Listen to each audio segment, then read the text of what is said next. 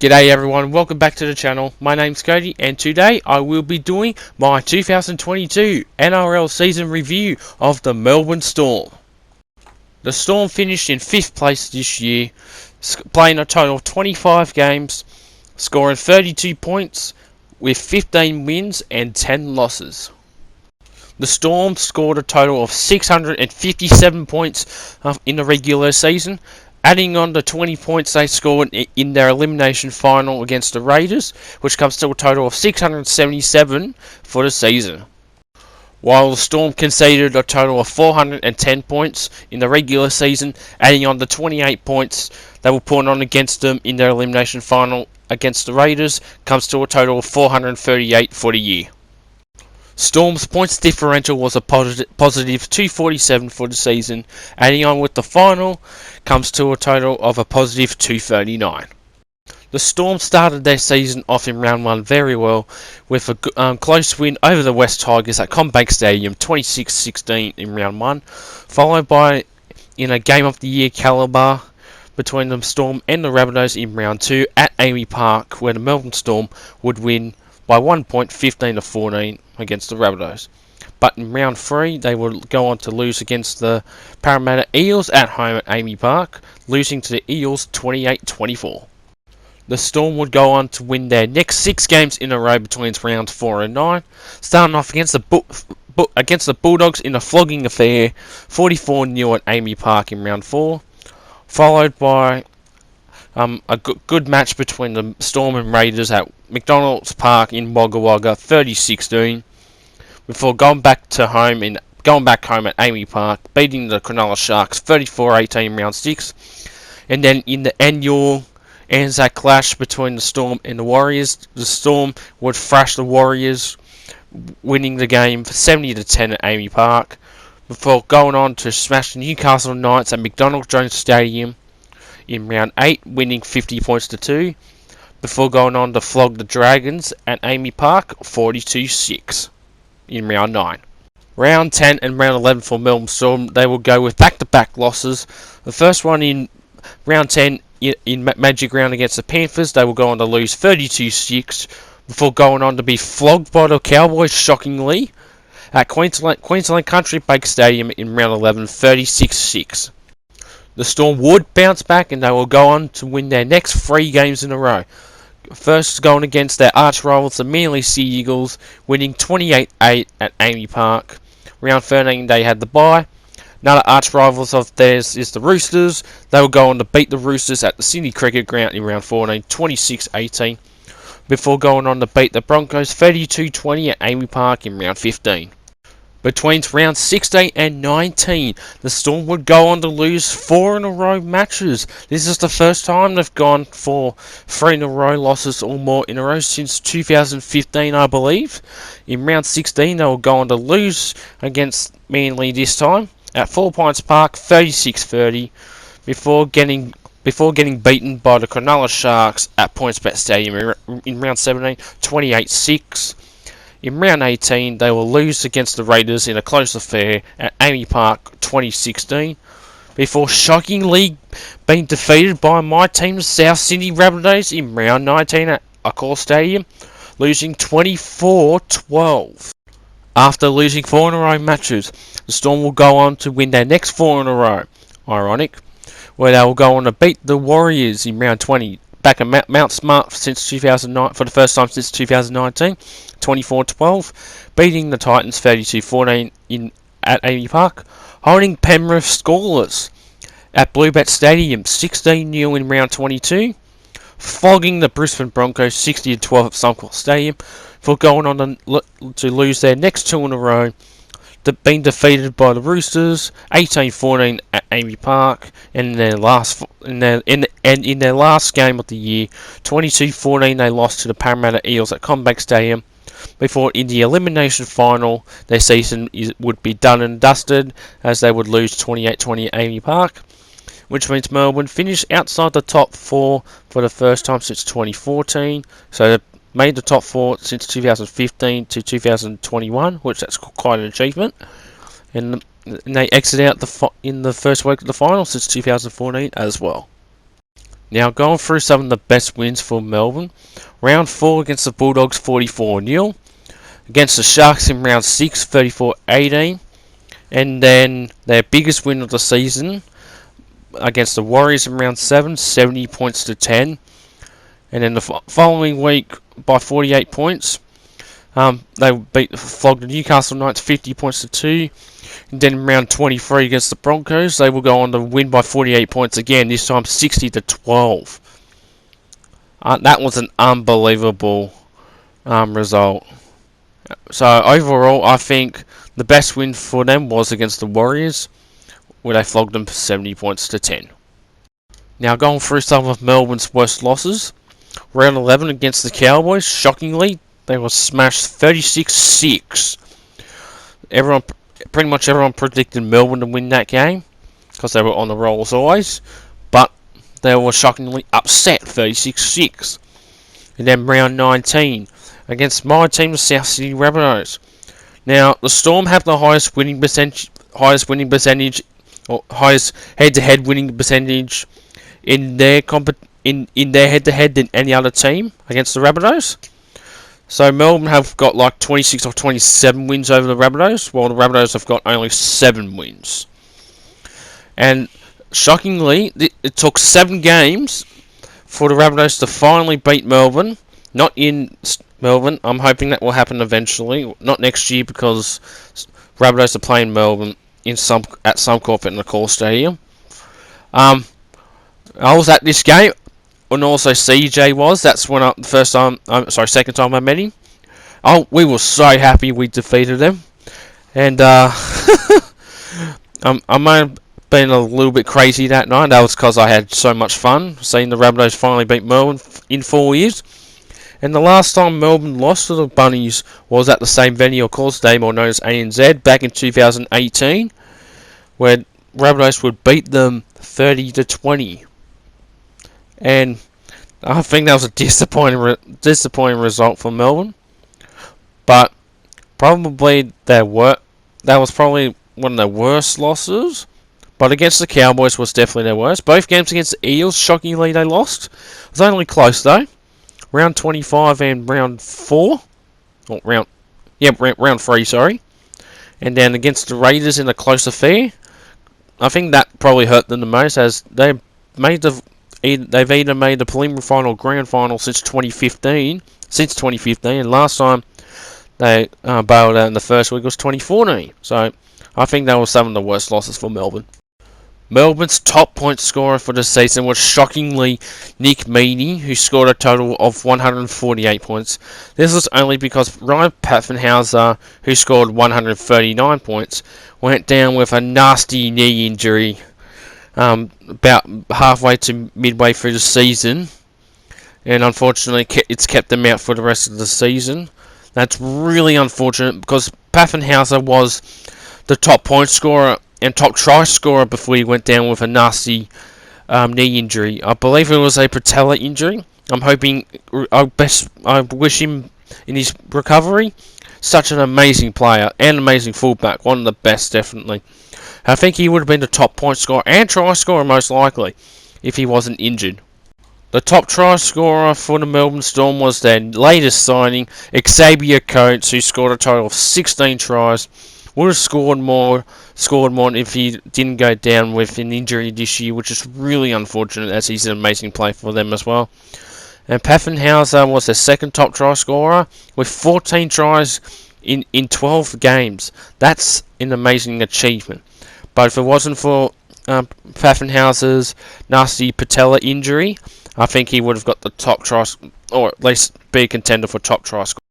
Forgot to mention, Paffenhauser went down with a hamstring injury in Manchester before he came back to play for two more extra games until he went down with a fractured kneecap in round 18 before the game against the Rabbitohs. As of the 24th of November, the Melbourne Storm have signed 4 players, and they are Elise Katoa from the Warriors, Aaron Pane from the Warriors, Tariq Sims from the Dragons, Sir George Illawarra Dragons, and Joe Chant from the Catalan Dragons up there from the Super League up in the UK.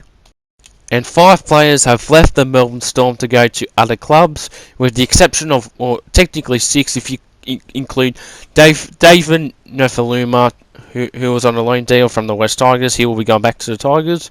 Overall, there's 5 players gone to other clubs, and they are all Felice Kafusi, Jesse Bromwich, and Kenny Bromwich, both of the Bromwich brothers, all going to the Dolphins. Cooper Johnston, the Manly Seagulls, and the biggest one of all, Brandon Smith, to the Sydney Roosters. Overall, Melbourne Storm's 2022 season was a bit of a downgrade, as they've always made the top 4 over the last couple of years since 2015. But it wasn't their fault. They had a lot of injuries. I think they were like one of the most injured teams this year, alongside the Newcastle Knights. Overall, I give the Melbourne Storm a 7.5 out of 10. Like I said, I give them a 7.5 out of 10 for this year, despite not making the top 4 for the first time since 2015. My apologies, not 14, but since 2014. 2014 was the last time they made the top 4. Did make the top 4. Despite the injuries, I reckon they still played very well this year. Melbourne have made the top 8 every year since 2010.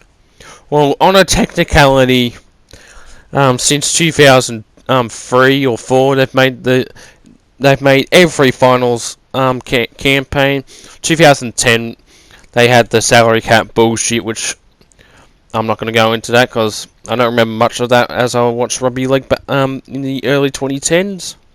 But overall, Melbourne played very well this year. Sucks a couple big players are going to other clubs, such as Brandon Smith to the Sydney Roosters. He was pretty much one of their best players. Or I should say every Melbourne player, with the exception of like a couple of the youngsters, are all best players. I mean, Melbourne Storm, with players leaving, they always bring in players that can cover their spots.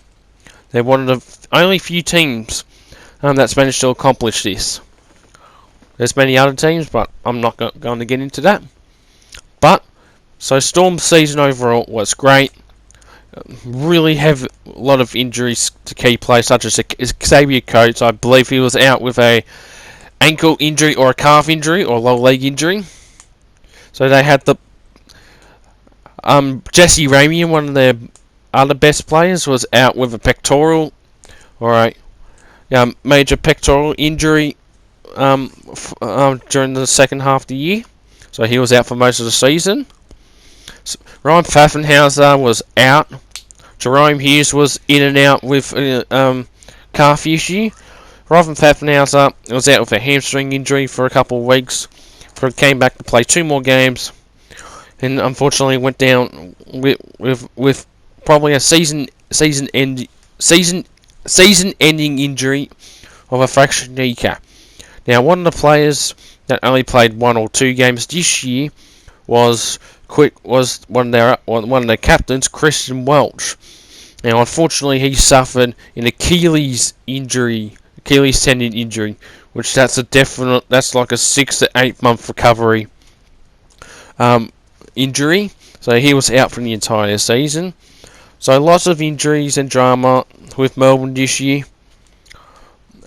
For this season, but overall, great season for them.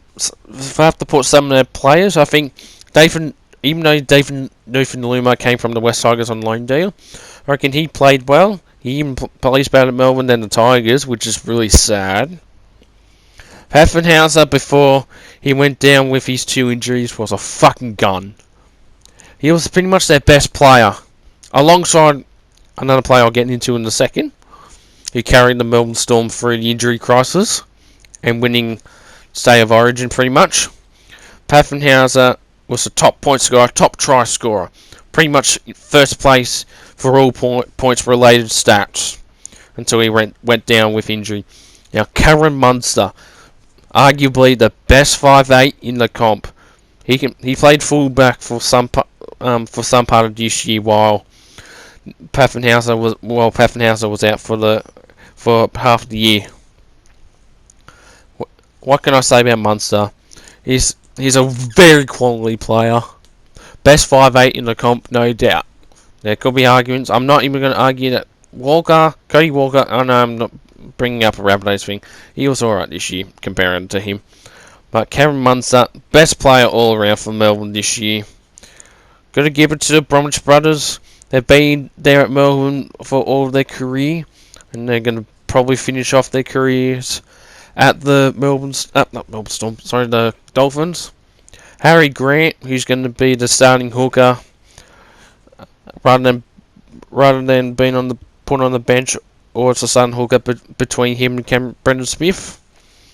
He's going to be an electrifying player for coming seasons. Now, Brendan Smith going to the Roosters, even though we all knew it happened, it's a shock for Melbourne, but they got their spot covered. It's going to be interesting when both of these teams do meet eventually, and let's see how Brendan Smith will go head to head against his former club. But they've brought in also Tarek Sims from the Dragons and Elise Katoa from the Warriors. Elise Katoa was great for the Warriors. I don't know why he left the Warriors. Probably should have stayed. But Tarek Sims, I don't think he was getting any game time over there at the Dragons. So I think it's a good pickup for Melbourne for him to get signed. And yeah, but overall, Melbourne's season was great. Alright, there's improvements next year. Will Melbourne Storm come in the top 4 next year? Now, I definitely think they will make the top 4 next year. Next year is going to be one of the most hardest predictions for an early ladder prediction, which I will be doing an early ladder prediction video in next in a week or so. We'll wait and see when I'll release that, but it won't be the official one. They will definitely make the top 8 next year. I will be shocked if they do not make the 8. I mean, they're a tough team to beat. They're a quality team. They've been making the 8 since 2011. There was even at one point for them not to make the top 8 this year because of their 4-game losing streak, but because of the win over the Warriors, they managed to secure their top 8 spot. But unfortunately, falling out of the top 4 and being eliminated in the first week of the finals was shocking as well. Even though overall Melbourne should applaud themselves at least for making the top 8, despite the amount of injuries to many key players. But anyways, that will come towards the end of the video. I hope you enjoyed the video. Make sure you like, comment, and subscribe for more content like this. The next team I will be doing will be the Canterbury Bankstown Bulldogs. So that one will be coming out sometime next week. And I'm almost done wrapping up all the teams. I only got like 6 more to go or so. So I'm finishing up now. Melbourne Storm season was great. This will come towards the end of the video. I will also be releasing my rounds 21 to 25 custom season 2022 custom season ladders. Now this was with the 2022 Rugby League season I did with Rugby League 4. If you don't understand what it is, then go watch the Rugby League season if you want. I have updated the ladder for at the end of every 8th video. So the last game the two teams play.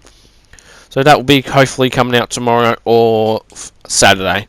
But anyways, everyone, this will come towards the end. Like I said, comment, and subscribe for more. I'm wrapping it up, and I'll see you in the next video. Take care.